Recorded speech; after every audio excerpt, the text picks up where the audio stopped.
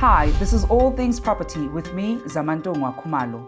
Here are 3 tips for buying a property in an estate.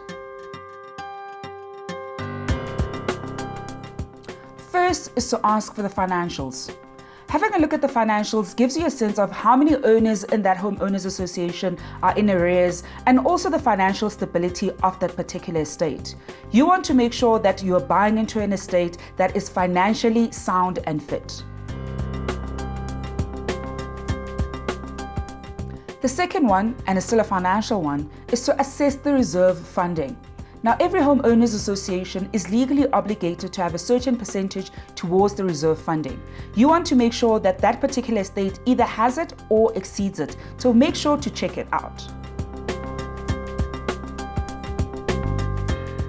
And lastly, ask for the minutes of the last AGM. Now, these will be able to show you if there are any special levies that are going to be levied in the next financial year, or if there are any litigation matters that the estate is dealing with. Make sure that you understand the state of that estate before you buy into it.